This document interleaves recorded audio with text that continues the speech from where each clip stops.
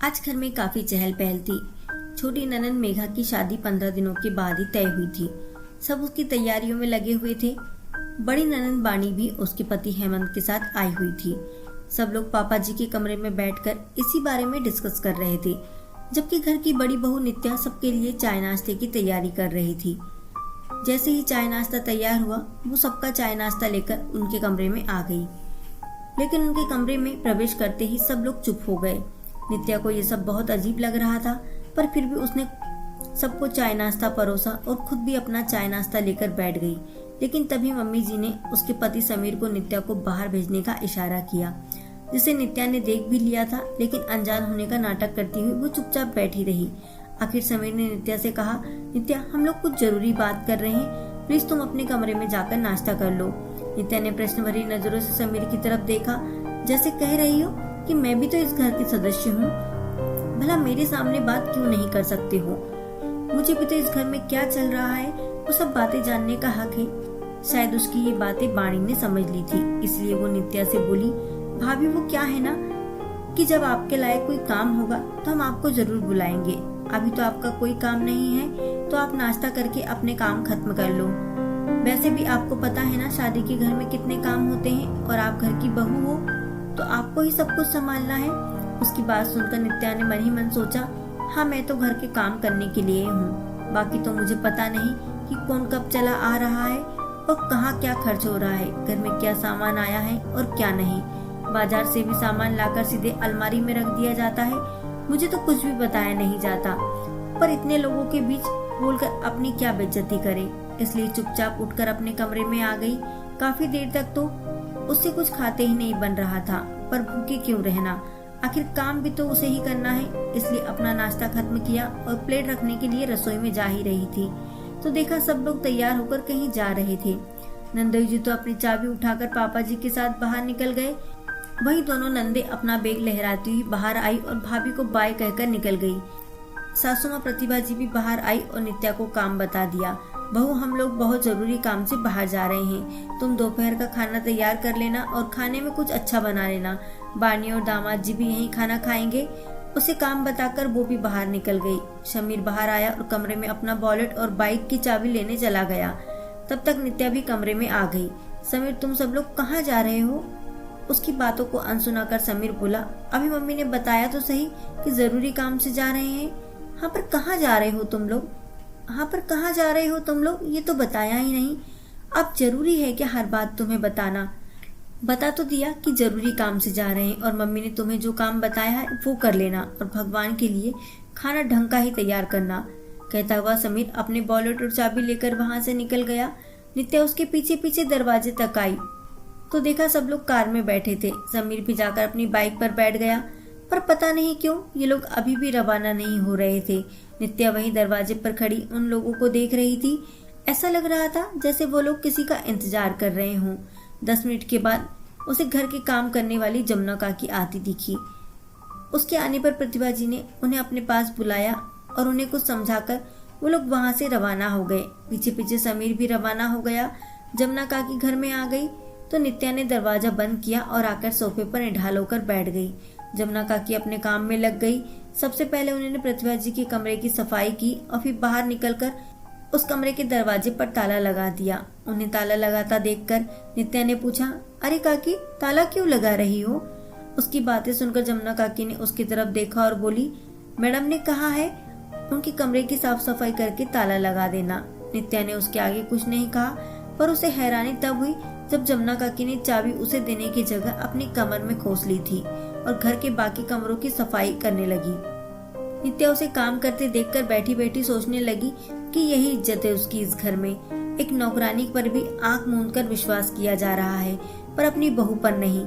माना कि जमुना काकी यहाँ 10 सालों से काम कर रही है, पर वो भी तो इस घर की इकलौती बहू है।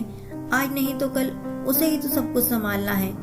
खैर, नित्या ने देखा कि जैसे जैसे जमुना काकी सफाई करती जा रही थी, वैसे वैसे सब कमरों का ताला लगाती जा रही थी। उन्होंने सिर्फ नित्या का कमरा, रसोई और हॉल को छोड़ा था, जहाँ ताला नहीं लगाया था। नित्या अभी भी सोफे पर बैठी हुई थी। जमुना काकी अपना काम खत्म कर जाने लगी। तब नित्या ने टोका, काकी आप तो जा रही हो, अब सारे कमरों का ताला लगा दिया तो चाबी भी दे दो। नहीं तो जब लोग आएंगे तब दरवाजा कैसे खोलेंगे। उसकी बात सुनकर जमुना काकी बोली, माफ करना बहुरानी, पर मेम साहब ने मना किया है आपको चाबी देने से। उन्होंने कहा है कि ताला लगाकर पड़ोस वाली सरला जी को दे आना। कहकर जमुना काकी घर से निकल गई, जबकि नित्या सोफा पर बैठी एकटक उन्हें जाती हुई देख रही थी। इतना बड़ा अपमान उससे बिल्कुल बर्दाश्त नहीं हो रहा था। उसे अब अपने घर में घुटन सी होने लगी थी। आखिर उसकी गलती ही क्या थी। बैठे बैठे उसे वो दिन याद आए जब वो कॉलेज के फर्स्ट ईयर में थी। वो एक ऐसे परिवार से संबंध रखती थी जहाँ लड़कियों की शिक्षा का कोई मोल नहीं था, जहाँ 10वीं तक पढ़ाई कर ली, बस उसके बाद शादी की जाती थी। पर नित्या के माता पिता ने उसे बड़े अरमानों के साथ अपने परिवार वालों से लड़ झगड़ कर कॉलेज पढ़ने भेजा था। वो चाहते थे कि उनकी बेटी अपने पैरों पर खड़ी हो। वो हमेशा उसे आगे बढ़ता हुआ देखना चाहते थे, इसलिए अपने रूढ़िवादी परिवार के खिलाफ जाकर भी उन्होंने उसे पढ़ाया लिखाया और आगे की शिक्षा के लिए शहर भेजा। गांव के माहौल से निकलकर नित्या पहली बार शहर में आई थी। उसी ये स्वतंत्रता, यहाँ का रहन सहन बहुत भा रहा था। वही कॉलेज में समीर से उसकी मुलाकात भी हुई थी। वो फाइनल ईयर में था। पहले दोस्ती हुई, फिर प्यार। फाइनल एग्जाम आते आते तो दोनों शादी के सपने बुनने लगे थे। समीर का तो वैसे भी आगे बढ़ने में मन नहीं था। उसे तो वैसे भी अपने पापा का बिजनेस संभालना था, इसलिए उसके लिए ग्रेजुएशन होना कोई बड़ी बात नहीं थी। लेकिन इधर नित्या पर समीर के प्यार का ऐसा बुखार चढ़ा था, उसे ये तक समझ नहीं आ रहा था कि उसके माता पिता पर क्या बीतेगी। उसका यह कदम उसके घर में आने वाली हर लड़की की शिक्षा को रोक देगा। समीर ने उसे सपने भी ऐसे दिखाए थे। आखिर इतना पढ़कर तुम्हें कौन सा नौकरी करना है? अरे तुम तो एक बिजनेस फैमिली में जा रही हो, हमारे यहाँ तो नौकर चाकर काम करते हैं। तुम्हें तो वैसे भी शादी के बाद ऐश ही करना है। नित्या धीरे धीरे उसकी बातों में आने लगी थी। गांव में पली बड़ी लड़की को शहर के ऐशो आराम अपनी ओर खींचने लगे थे। उसे समीर पर अपने से ज्यादा विश्वास हो चला था, पर वो जानती थी कि उसके माता पिता शादी के लिए तैयार नहीं होंगे। तैयार तो इधर समीर के माता पिता भी नहीं थे। आखिर नित्या उनके स्टैंडर्ड से मैच नहीं खाती थी, तो उन्होंने भी समीर को शादी के लिए मना कर दिया। लेकिन समीर तो नित्या के साथ शादी की जिद पर अड़ा हुआ था। उधर पता नहीं गांव में कैसे नित्या के माता पिता को पता चल गया और वो उसे यहाँ से वापस गांव ले गए। पर कहते हैं ना कि प्यार की खुमारी सब कुछ करवा देता है। एक रात नित्या सबको नींद में सोता हुआ छोड़कर गांव से भाग आई, पर गांव से आने के लिए उसके पास पैसे नहीं थे, तो आते समय अपनी माँ की अलमारी में से सोने के गहने और पैसे चुरा लाई। समीर तो उसे शादी करने के लिए वैसे भी तैयार था, तो दोनों ने मंदिर में जाकर शादी कर ली। पर समीर के माता पिता ने तो शुरू में उन्हें अपनाने से इनकार कर दिया, तो उन सोने के गहनों को बेचकर उन्होंने अपने रहने खाने की व्यवस्था की। जब तक प्यार का बुखार था और जेब में पैसे थे, तब तक समीर भी उसकी हाँ में हाँ मिलाता था। लेकिन धीरे धीरे जब प्यार का बुखार उतरा और जेब में से पैसे कम हो गए, दोनों को आटे दाल का भाव पता चल गया। दोनों में तू मैं होने लगी। लेकिन दोनों की समस्या ज्यादा दिन तक नहीं रही, क्योंकि समीर अपने माता पिता का इकलौता बेटा था। बाकी तो दोनों बेटियां थी। बुढ़ापे में बेटा ही संभालेगा, ये सोचकर कुछ दिनों के बाद वो खुद समीर को लेने आ गए और मजबूरन उन्हें नित्या को भी अपनाना पड़ा। अब तो नित्या को भी लग रहा था कि सचमुच जिंदगी ऐशो आराम से कटेगी, पर असल जिंदगी की शुरुआत अब हुई थी। ससुराल में रहना भी कोई मामूली बात नहीं है। नित्या का सामना अब ससुराल वालों से हो रहा था। कहाँ तो घर में नौकर चाकर काम करते थे, अब ले देकर एक जमुना काकी ही रह गई है, जो भी घर की सफाई के लिए आती थी। बाकी रसोई का सारा काम नित्या के हिस्से डाल दिया गया। अब तो समीर भी पूरी तरह अपने माता पिता के कहे पर रहता। नित्या के हिस्से में सिर्फ जिम्मेदारियां आई थी, उसे कोई अधिकार नहीं दिया गया था। आज उसे पछतावा होता था कि क्यों उसने अपने पैरों पर कुल्हाड़ी मार ली। अपने माता पिता का दिल दुखाकर वो यहाँ कहाँ खुश है। खैर, जब उसकी तंद्रा टूटी तो उठकर रसोई में आ गई और खाने की तैयारी करने लगी। इन्हीं सब में दोपहर के 3 बज गए। तब तक सब लोग घर आ गए। समीर पड़ोस वाली सरला जी के यहाँ से चाबियां ले आया। हमेशा की तरह सामान सीधे प्रतिभा जी के कमरे में गया। अभी सब लोग सामान के साथ प्रतिभा जी के कमरे में ही थे कि नित्या उन लोगों को खाने के लिए बुलाने आई। उस समय मेघा अपने सोने के गहने पहनकर दिखा रही थी, जिसकी शॉपिंग शायद आज ही की गई थी। एकदम से नित्या को वहाँ देखकर उसने फटाफट ज्वेलरी निकालकर बैग में रख दी। वहीं प्रतिभा जी नित्या को देखकर बिगड़ती हुई बोली, वो तुम्हें बिल्कुल भी तमीज नहीं है कि किसी के कमरे में कैसे जाया जाता है। तुम यहाँ मेरे कमरे में क्या कर रही हो? अचानक प्रतिभा जी के सवाल से हड़बड़ाती हुई नित्या बोली, जी मैं वो दरअसल आपको खाने के लिए बुलाने आई थी। उसकी बात सुनकर समीर नाराज होते हुए बोला, खाना क्या भाग कर जा रहा था? आकर खा तो रहे थे। यूं एकदम से मम्मी के कमरे में आने की हिम्मत कैसे हुई? समीर ने जिस तरीके से धुतकारती हुई नित्या से कहा, उसे नित्या बिल्कुल बर्दाश्त नहीं कर पाई। उसकी आंखों में आंसू आ गए और वो बोली, ये आप मुझसे किस तरह की बातें कर रहे हैं? मैं भी तो इस घर की सदस्य हूँ। मैं भला इस कमरे में क्यों नहीं आ सकती? नहीं आ सकती तुम मेरे कमरे में, मुझे नहीं पसंद तुम्हारा यहाँ आना। यहाँ सारा कीमती सामान रखा होता है। अचानक से प्रतिभा जी बोली। उनकी बात सुनकर नित्या को ऐसा लगा जैसे कोई उस पर चोरी का इल्जाम लगा रहा हो।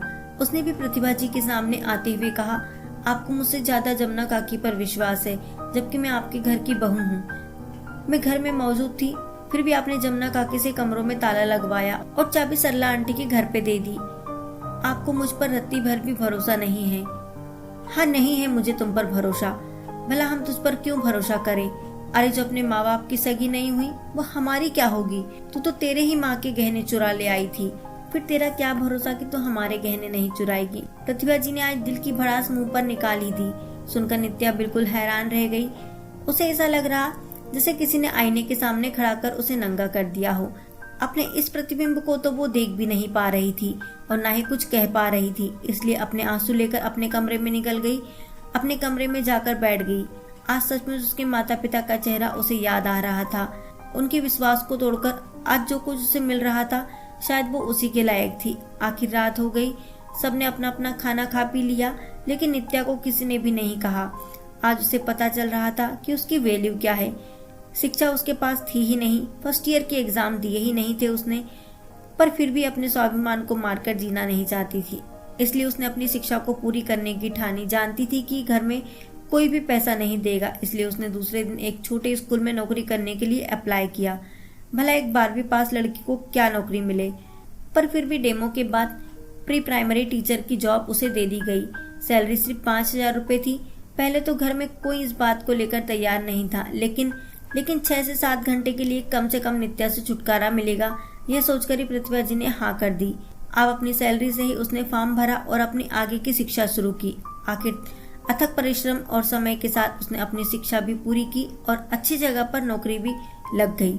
इसी बीच वह एक बेटी की माँ भी बन गई। धीरे धीरे घर वालों ने भी उसे स्वीकार कर लिया, लेकिन आज भी मन का एक कोना खाली था। कई बार कोशिश भी की माता पिता से बात करने की, लेकिन माता पिता ने यह कहकर धुतकार दिया कि तेरा साया भी मैं अपने घर पर नहीं पड़ने दूंगा। इसलिए धुतकार को अपनी जिंदगी का हिस्सा बनाकर वो अपनी जिंदगी जीती रही।